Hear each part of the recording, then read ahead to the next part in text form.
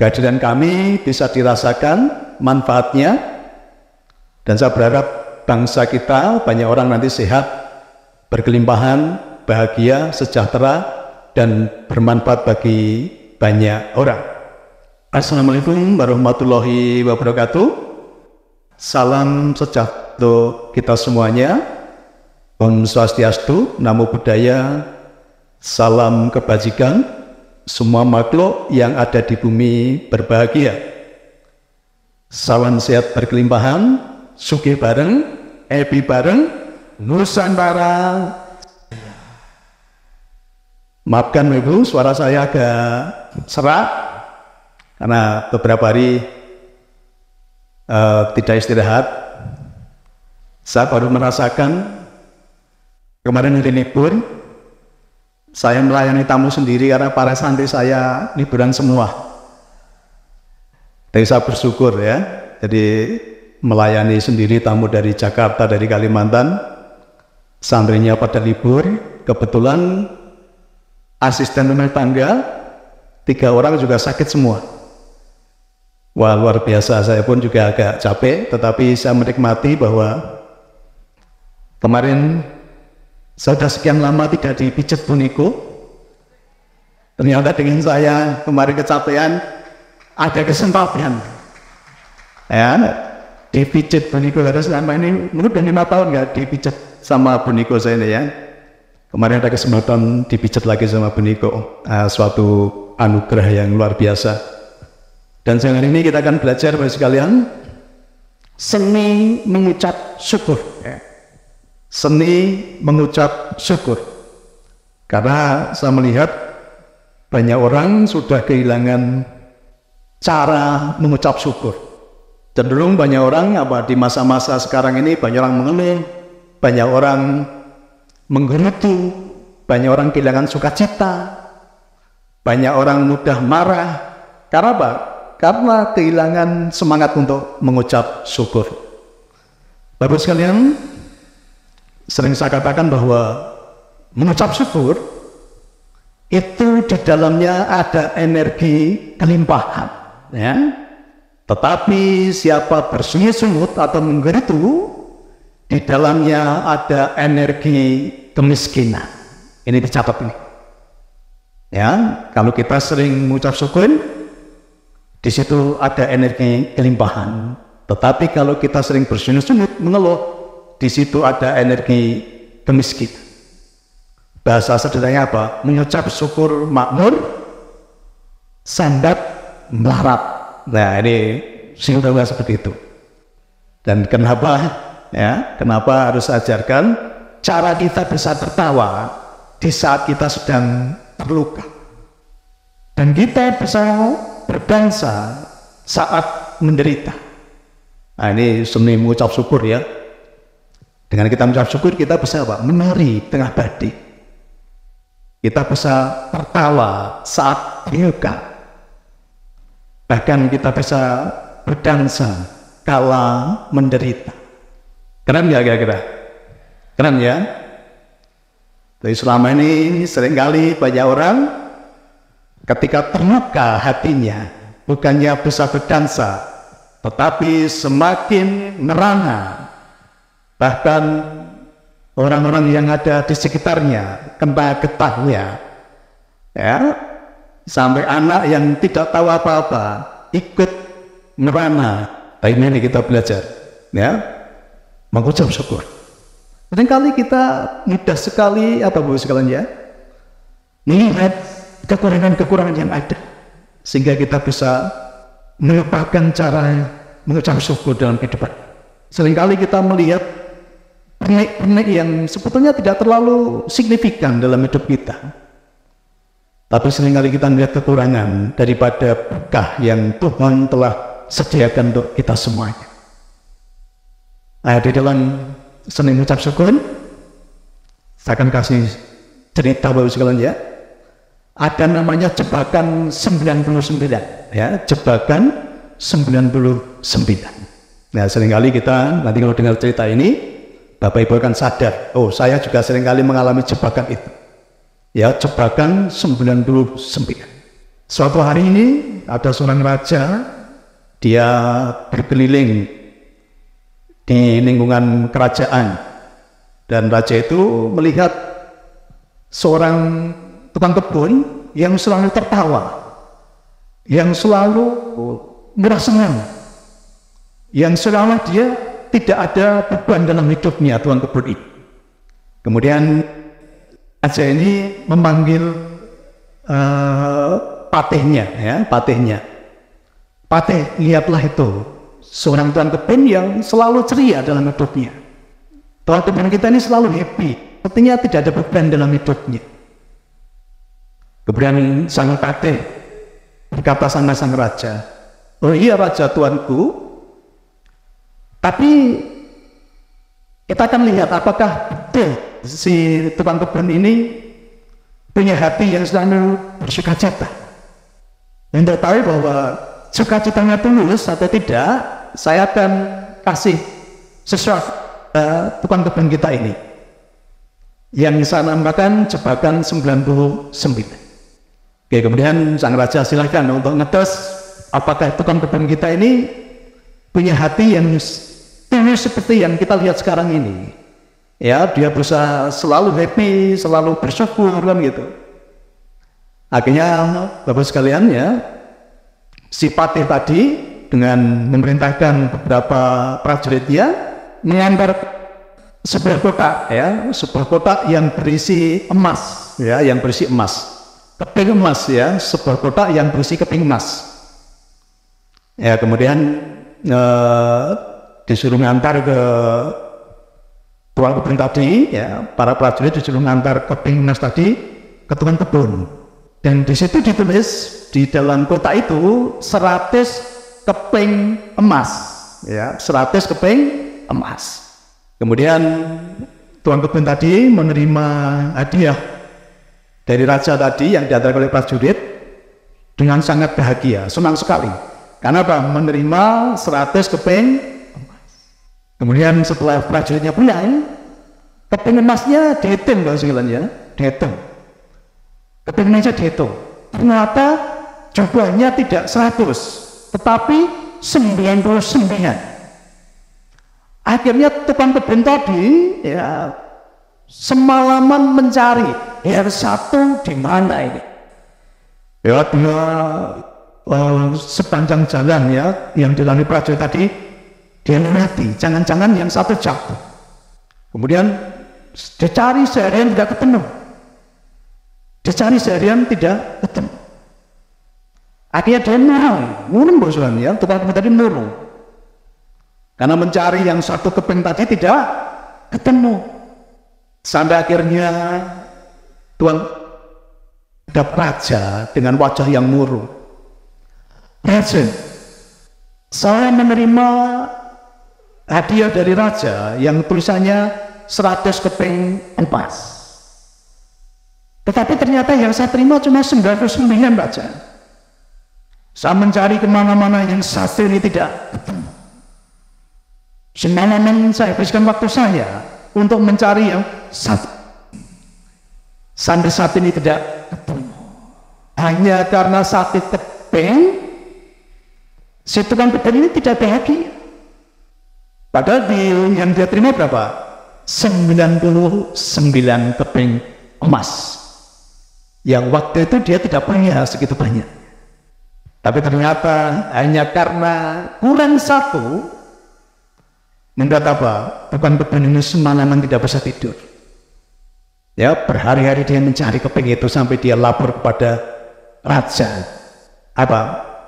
Ini yang satu. Ngiloni bahasa Indonesia apa ngiloni?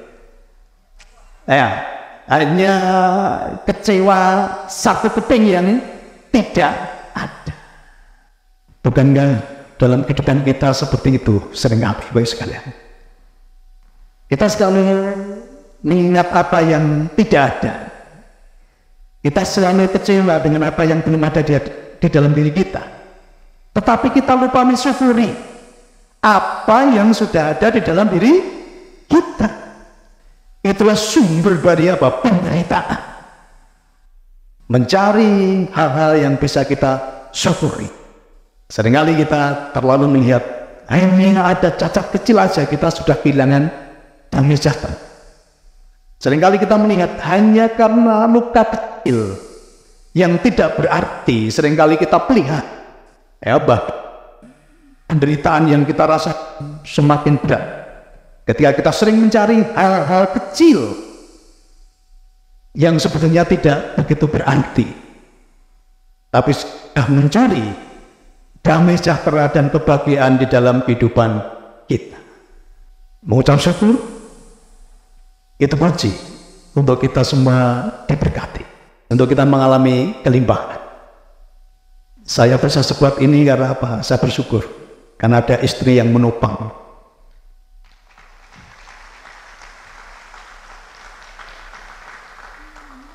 Bahkan saya belum bisa, Bapak sekalian, puasa 3 hari 3 malam tidak makan.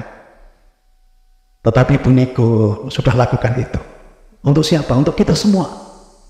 Karena hati Bu Niko berbeban untuk jiwa-jiwa yang datang, untuk jiwa-jiwa yang belum ada jawaban dari permasalahan. Bu Niko walaupun tidak sering tampil, tidak sering mendampingi Bapak Ibu, tetapi di kamar Bu Niko menekuk lututnya, berdoa. Yang sering dia lakukan, doa puasa 3 hari 3 malam tidak makan. Itu Bu Niko lakukan apa? Sebagai bentuk ucapan syukur. Sebagai bentuk ucapan syukur dan sebagai kerinduannya untuk memberkati Bapak Ibu semuanya, supaya yang datang dengan segala permasalahannya segera mendapat jawaban, yang datang dengan segala beban banyak diangkat tuh, dan supaya suaminya, pundaknya semakin kuat untuk melayani jiwa-jiwa yang datang dengan segala air mata. Nah, lakukan semuanya Bapak sekalian apa? Sebagai bentuk ucapan syukur, sebagai bentuk ucapan syukur. Jadi, Niko pun saya tanya, apa kamu enggak merasa terbeban dengan doa itu? Enggak. Karena saya melakukan ini untuk apa? Sebagai bentuk ucapan syukur. Karena Tuhan percayakan jiwa-jiwa yang perlu ditolong. Karena Tuhan percayakan pribadi yang perlu didampingi. Karena itu Tuhan yang percayakan, dan tidak semua umatnya dipercaya untuk melakukan hal itu. Tapi kami bersyukur bersama dengan kita semuanya, Nusantara Group, bisa mendampingi banyak jiwa yang sedang dalam kesulitan. Sekalian, itu sebagai energi, mengucap syukur sebagai bensin, sebagai power, untuk kita melakukan perkara-perkara yang lebih besar lagi. Dengan mengucap syukur, energi kita semakin besar, power kita semakin besar. Maka di pagi hari yang saya lakukan apa? Selalu mengambil waktu untuk mengucap Tuhan atas karya-karyanya, atas berkat-berkatnya, atas kebaikan-kebaikannya. Maka di pagi hari berkat itu bukan mata seperti yang saya ajarkan kemarin. Hari ini aku bahagia dan mengucap syukur untuk hari yang baru, kehidupan yang baru. Terlebih untuk kasih setiamu Tuhan yang selalu baru dalam hidup. Dengan mengucap syukur, sesuatu yang tadinya belum terlihat, Tuhan bukakan lebih terang benderang. Dengan mengucap syukur yang tadinya masih sebatas benih yang kecil, dengan penuh ucapan syukur benih itu akan menjadi besar, dan kita akan memenuhi dengan mengucap syukur perkara-perkara yang besar, hal-hal yang dasar, hal-hal yang luar biasa kita bisa lakukan bersama-sama. Karena mengucap syukur itu energi Tuhan masuk di dalam kehidupan kita. Mengucap syukur itu adalah hulu, tapi hilirnya adalah kebahagiaan. Ingat-ingat ini mengucap syukur itu hulu, ujungnya. Tetapi hilirnya, muaranya nanti adalah apa? Kebahagiaan. Jadi kalau Bapak Ibu bahagia, mulai harimu, penuhi harimu dengan apa? Ucapan syukur. Kemudian Akar dan buahnya adalah keteduhan. Ketika hidup kita sudah penuh dengan ucapan syukur, ya, akar dan buahnya adalah keteduhan. Tumbuh syukur di atas ladang iman, kasih sayang, dan kebaikan. Orang-orang yang hatinya dipenuhi dengan ucapan syukur, pasti hatinya dipenuhi dengan keteduhan, ya, iman, kasih sayang, dan kebaikan-kebaikan. Jadi kalau Bapak Ibu ketemu orang yang ahli syukur, ya, ahli syukur, bisa dirasakan, ya, karena apa? Hatinya dipenuhi dengan keteduhan dan kebaikan-kebaikan. Ya, mengucap syukur adalah penerimaan dan pengakuan bahwa ada pelajaran dan kebaikan yang Allah titipkan bersama setiap orang yang berkunjung datang di dalam kehidupan kita. Artinya apa, Bapak sekalian, ya? Setiap orang yang datang dalam kehidupan kita semuanya punya arti yang baik, karena ada pesan Tuhan di situ. Ketika yang datang adalah orang yang baik, dia memberikan pelajaran kepada kita tentang kebaikan, kasih sayang, kesetiaan. Itu kalau yang datang bentuknya baik. Tapi kalau yang datang kok bentuknya menyakitkan, bentuknya tidak baik, mengajarkan apa? Mengajarkan tentang keteguhan, mengajarkan tentang kasih yang tidak terbatas. Bahkan ketika ada orang yang bentuknya menjengkelkan kita, di situ ada pelajaran supaya kita tetap mengasihi di dalam kondisi apapun, ya. Kasih yang apa kemarin? Kasih yang walaupun. Karena selama ini kasih kita kasih jaga. Apapun yang datang punya arti di dalam kehidupan kita. Siapapun yang datang, bentuknya baik yang itu menyenangkan maupun yang tidak menyenangkan, semuanya ada pelajaran di situ. Semuanya ada pelajaran. Tidak ada anak yang nakal. Yang ada adalah orang tua yang perlu belajar tentang kesabaran. Tidak ada pasangan yang menjengkelkan. Yang ada apa? Supaya pribadi-pribadi itu tumbuh menjadi pribadi-pribadi yang dewasa, penuh dengan pengampunan. Tidak ada suami yang nakal. Yang ada apa? Seorang wanita yang harus belajar pengampunan dan ketabahan. Juga tidak ada wanita yang cerewet. Yang ada apa? Seorang laki-laki yang harus belajar tentang mendengarkan. Karena selama ini banyak laki-laki kurang bisa belajar mendengarkan. Seringkali ketika suami baru pulang dari perjalanan jauh, pulang ke banyak pertanyaan dari wanita. Nah, seringkali wanita laki-laki nggak tahan, ya, baru capek-capek tanya melulu, ya, kan, berkata-kata dengan kasar. Tetapi tidak ada wanita yang cerewet. Yang ada adalah pelajaran bagi seorang pria untuk lebih banyak mendengar. Karena wanita itu suka didengarkan. Jadi semua punya arti, Bapak sekalian, semua punya arti. Kita bisa belajar. Ketika kita bisa mengambil dari hal-hal yang bisa kita syukuri, kehidupan itu menjadi indah. Semuanya baik adanya. Semuanya baik adanya. Di dalam kekurangan dan kehilangan, Tuhan sisipkan pesan, kita sabar dan rendah hati agar kita meloncat lebih tinggi lagi. Nah, seringkali ketika kita kehilangan, kita seringkali marah-marah, ya, kita merasa kehidupan itu menjadi penuh dengan penderitaan. Tapi di situ ada pesan, ya. Jadi ada pesan Tuhan yang ketika kita kekurangan dan kehilangan, Tuhan sisipkan pesan untuk sabar dan rendah hati agar kita bisa meloncat lebih tinggi lagi. Kemudian dalam kelimpahan, Tuhan selipkan pesan untuk kita berbagi dan saling melayani agar kebahagiaan lebih lama kita nikmati dan kita akan mendaki lebih tinggi lagi.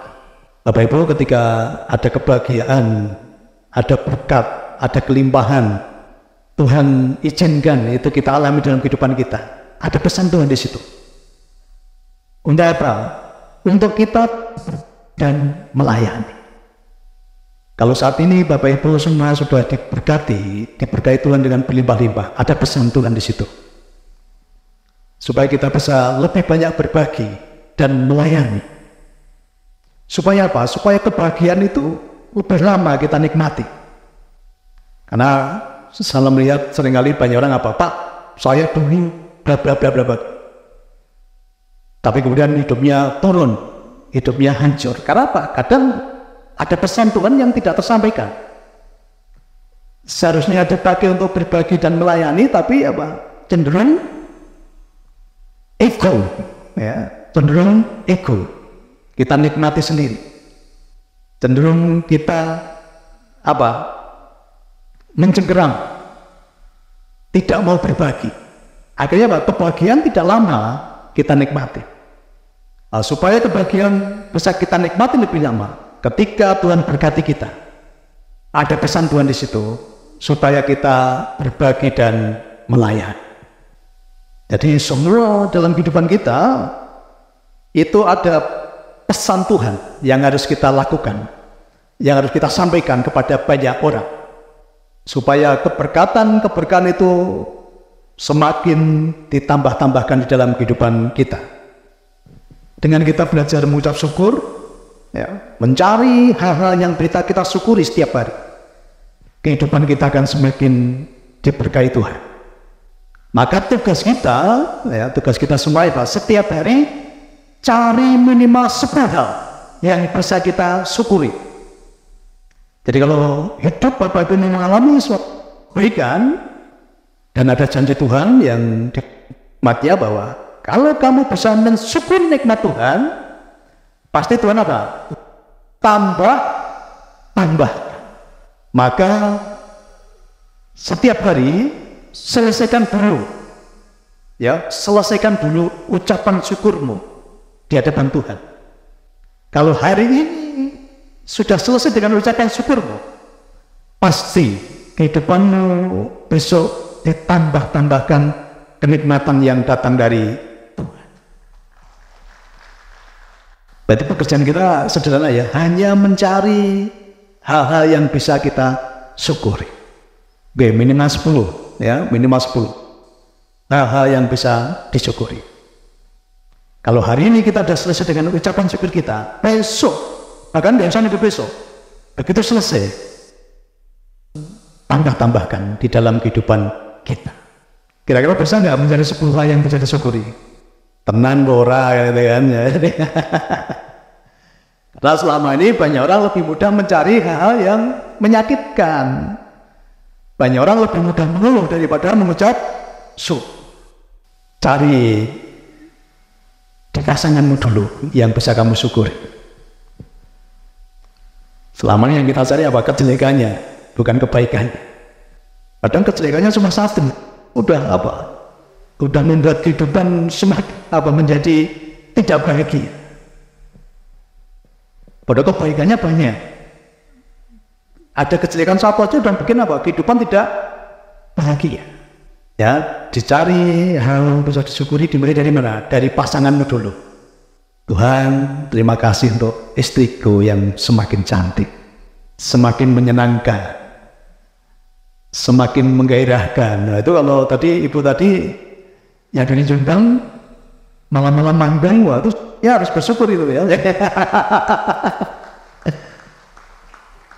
Bapak bersyukur ya ketika ibu manggung, bersyukur ya, wah terima kasih istriku ya, malam-malam manggung kan gitu kan.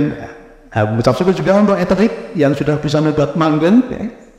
Karena banyak testimoni dengan Etrik ini, durasi semakin panjang, gairah semakin meningkatkan gitu ya. Cari di pasangannya dulu hal-hal yang bisa disyukuri. Nanti kalau sudah seisi rumah sudah kita syukuri, ya anak-anak juga. Tuhan, terima kasih untuk anak-anak kami yang semakin nunet, semakin pintar, semakin membahagiakan orang tua. Anak-anak yang juara, anak-anak yang berbakti, ya semua disyukuri bos sekalian. Baru nanti mensyukuri yang di luar rumah. Kami juga sering katakan, Tuhan terima kasih untuk tanggaku kanan kiri, depan belakang, yang semua baik kepada kami itu. Biarlah hidup kami bermanfaat bagi kanan kiri kami. Ya, jadi selama kita bisa mencari hal yang baik yang bisa kita syukuri, kehidupan kita pasti akan semakin baik. Jadi tugasnya sederhana ya, mencari hal-hal yang bisa kita syukuri. Karena di dalam ucapan ada energi kelimpahan. Kalau kita mau mengalami kelimpahan-kelimpahan Tuhan, perbanyak syukur, perbanyak ucapan syukur di dalam setiap langkah kita, kehidupan kita. Rasa syukur membuat sesuatu yang tidak baik menjadi baik, sesuatu yang tadinya berat menjadi ringan, dan sesuatu yang tadinya mustahil menjadi sesuatu yang bisa kita hadapi dan kita lakukan bersama-sama. Kekuatan syukur mengalahkan segalanya. Ulang dari sini ya, jadilah orang-orang yang ahli syukur di dalam setiap kehidupan kita. Dengan kita mengucap syukur, semuanya menjadi indah. Di dalam syukur ada cinta, di dalam syukur ada kebaikan, di dalam ucapan syukur banyak keberkahan-keberkahan Tuhan telah sediakan untuk kita semuanya.